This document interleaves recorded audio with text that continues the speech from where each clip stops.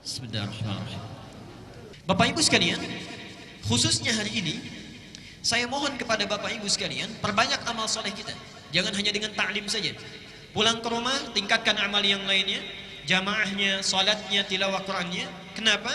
Karena nanti kita akan buka kajian kita ini dengan menyampaikan hadis Nabi Muhammad SAW tercantum di Sahih Al-Bukhari nomor hadis 518. Dan isi hadis ini hanya akan datang setahun sekali.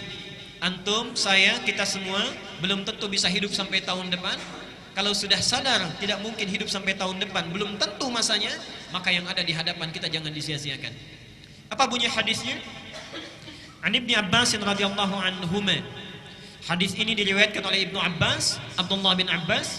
Semoga Allah memberikan ridha kepadanya dan kepada ayahnya Abbas. Qala, beliau menyampaikan, qala Rasulullah sallallahu alaihi wasallam, Rasulullah sallallahu alaihi wasallam bersabda, "Ma min ayyamin al-'amalu shalihu ahabbu ila Allah fiha min hadhihi al-ayyam al-'ashr." Kata Rasulullah sallallahu alaihi wasallam, saya terjemahkan dulu bagian dari hadisnya. Tidak akan ditemukan hari-hari dari sepanjang hari yang dilalui oleh manusia setiap tahunnya yang kalau kita beramal soleh di hari-hari itu, subhanallah, amal soleh kita akan sangat dicintai, diistimewakan, dilipat gandakan pahalanya oleh Allah dibandingkan hari-hari biasa. Itulah 10 hari pertama di bulan Dzulhijjah. 10 hari pertama di bulan Dzulhijjah. Kalau kita bertanya berapa gambaran pahalanya, perhatikan, sahabat memberikan ilustrasi. Qalu, para sahabat bertanya, "Ya Rasulullah, wahai Rasulullah, walal jihadu fi sabilillah, apakah jihad fi sabilillah tidak mampu menandingi pahalanya kalau kita beramal di 10 hari pertama Dzulhijjah ini dengan keutamaannya?" Qala Rasulullah sallallahu alaihi wasallam, dijawab oleh Nabi sallallahu alaihi wasallam, "Walal jihadu fi sabilillah." Bahkan jihad fi sabilillah pun tidak bisa menandingi keutamaan amal soleh di waktu ini, illa rajulun, kecuali bila ada seseorang kharaja bi nafsihi wa malihi, yang dia berjuang dengan jiwa dan hartanya, thumma lam yarji' bidzalika min syai', kemudian dia tidak kembali lagi setelah dia berjihad, itu artinya wafat. Jadi kalau antum melakukan amalan kebaikan saat ini, kemudian kita perbanyak amal soleh kita, itu nilainya lebih tinggi dibandingkan fi sabilillah, kecuali kalau ada orang yang beramal satu amalan ini dia masih unggul, yaitu yang berjihad dengan harta dan jiwanya sampai dia wafat. Maaf ya, saya berikan gambaran dulu sebentar. Ini penting, saya khawatir terlewat ya. Kalau antum masih belum termotivasi sekiranya untuk beramal, memperbanyak amalan, ayo saya berikan gambaran sederhana saja.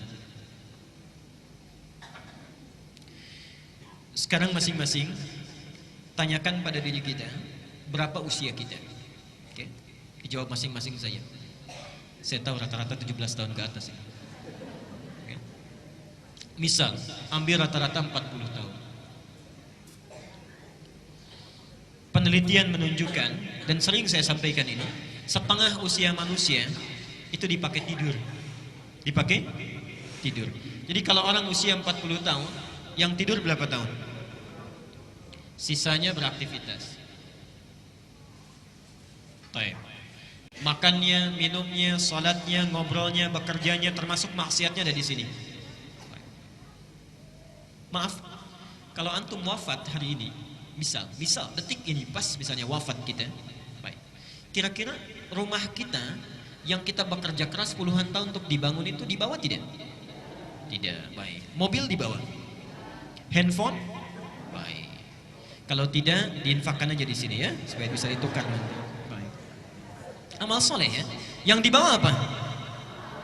Amal soleh. Ibadah kan? Baik. Ibadah. Saya mau tanya, dari 20 tahun beraktivitas, yang jadi ibadah berapa tahun? Ambil setengahnya misal, 10 tahun. Artinya, awas, hati-hati. Masih sempat kita bisa tertawa. Hati-hati. Jangan-jangan kita wafat, bekal kita belum cukup. Orang yang usia 40 tahun saja, amalan yang mungkin dibawa menghadap kepada Allah itu cuma 10 tahun. Diterima tidak? Belum tentu. Baik. Syarat diterima amalan itu ikhlas. Wa ma umiru illa liya'budullaha mukhlishina lahuddin. Dari 10 tahun yang ikhlas berapa tahun? Misal setengah, 5 tahun, misal 5 tahun. Jadi orang yang hidup dengan usia 40 tahun, itu potensi amal produktif yang dibawa saat dihisab menghadap Allah itu cuma 5 tahun. Dosanya berapa tahun? Subhanallah. Gak usah banyak-banyak ya, gak usah banyak-banyak. Misal, dosanya 10 tahun. Yang dibawa cuma 5 tahun. Dan kita sudah paham bahwa amal yang ini tidak akan cukup menutup dosa-dosa kita. Dan kita yakin bahwa orang yang kurang amal baiknya, lebih banyak amal jeleknya, itu pasti muaranya jelek. Kita yakin kita akan wafat, kita yakin ada neraka, yakin masih ada surga. Kata Ali bin Abi Thalib, manusia itu aneh katanya. Dia yakin dia akan wafat, tapi tidak pernah serius menyiapkan bekal untuk wafatnya. Dia yakin adanya surga, tapi dia selalu melakukan amalan yang menjauhkan dia dari surga. Dan yang lebih hebat, dia yakin dengan adanya siksa neraka, tapi selalu melakukan amalan yang menjerumuskan dia ke neraka. Dan yang lebih luar biasa menurut saya, orang yang sudah sadar amalnya kurang masih bisa senyum, masih bisa tertawa, masih sempat-sempatnya bercanda membicarakan keburukan orang lain. Antum ada di mana? Kalau kita memang menyadari bahwa usia kita yang dulu itu pernah disia-siakan, setidaknya yang di hadapan kita sisa waktunya jangan dibuang lagi. Kita cuma punya bekal ini misalnya, kita sadar kita akan wafat. Demi Allah saya katakan, sekarang hari Ahad 2 hari lalu, itu saya baru menunaikan sholat jenazah di Masjid Agung di Pandeglang. Saya uraikan di beberapa tempat sampai tadi pagi di Baitur Rahim. Pak, itu yang wafat bukan ulama, bukan ustaz, bukan kiai. Seperti antum pekerja biasa, pengusaha, pebisnis, punya jabatan juga. Subhanallah, saya sampai terkagum-kagum. Karena beliau itu walaupun bukan ustaz, bukan ulama, bukan kiai, yang menyolatkan Pak di Masjid Agung sampai luber keluar. Masjid Agung cukup luas tempatnya, sampai luber keluar, tempatnya luar biasa. Subhanallah, saya bertanya pada hati saya, kalau saya diwafatkan sekarang, siapa yang akan menyolatkan saya? Siapa yang mengantarkan saya? Jadi antum tidak harus menjadi ustaz, tidak harus menjadi kiai, tidak harus menjadi ulama. Cukup jadilah diri kita sendiri mendekat kepada Allah dengan amalan kita. Allah akan muliakan kita saat kita pulang menghadap kepadanya.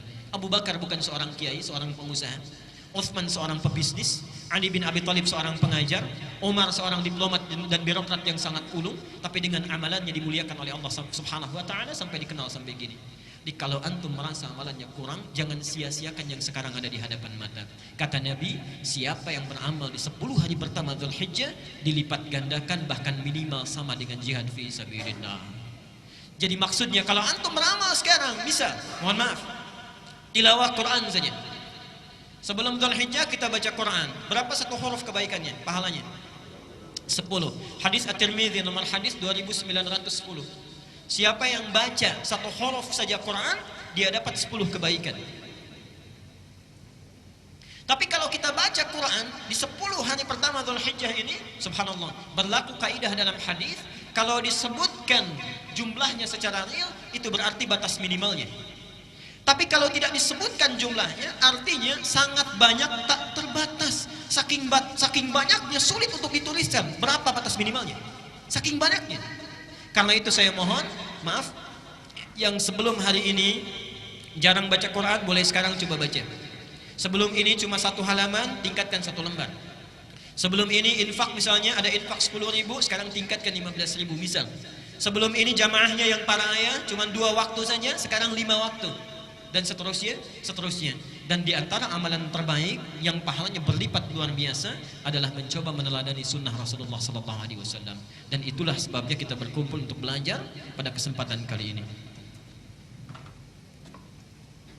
Bapak Ibu sekalian, karena itu mari kita manfaatkan menghidupkan sunnah Nabi setidaknya di 10 pertama Dzulhijjah ini, sehingga mudah-mudahan dengan itu semua pahala yang didapatkan oleh kita dengan izin Allah menjadi semakin berlipat. Dan nyatalah janji Nabi SAW, man ahabba sunnati faqad ahabbani wa man ahabbani kana ma'i fil jannah.